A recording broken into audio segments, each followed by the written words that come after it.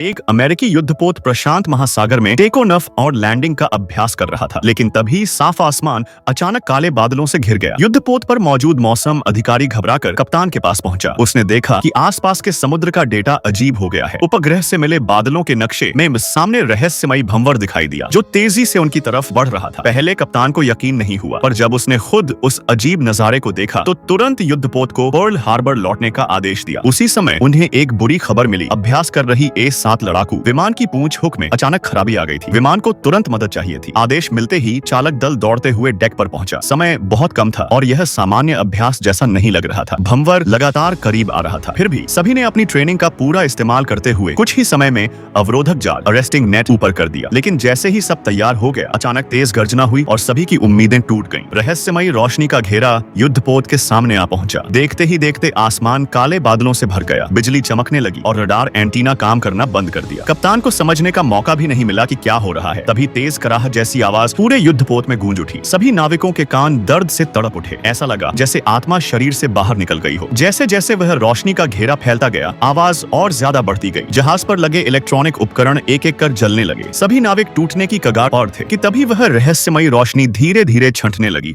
और आसमान फिर से साफ होने लगा, मानो कुछ हुआ ही नहीं। सब लोग स्तब्ध खड़े रह गए। उन्हें समझ नहीं आया कि जो कुछ हुआ वह सपना था या सच। तभी लड़ाकू विमान की आवाज ने उन्हें होश में लाया। पता चला कि पूंछ हुक खराब होने वाला विमान अब युद्धपोत की तरफ लौट आया है। कप्तान ने तुरंत आदेश दिया कि सभी अपने काम की जगह पर लौट जाएं। विमान पर रोशनी के घेरों का कोई असर नहीं हुआ और वह सुरक्षित तरीके से डेक पर उतर गया। सभी नाविक खुशी से भर उठे, लेकिन कप्तान खुश नहीं हो सका, क्योंकि उसने देखा कि आसपास की पनडुब्बियां और विध्वंसक जहाज गायब हो गए हैं। यहाँ तक कि उनका प्रशांत महासागर बेस से संपर्क भी टूट गया है। अब शक्तिशाली युद्धपोत समुद्र में अकेला और असहाय हो गया था। कप्तान ने तुरंत युद्ध स्थिति घोषित की और ईगल आई चेतावनी प्रणाली को सक्रिय कर दिया।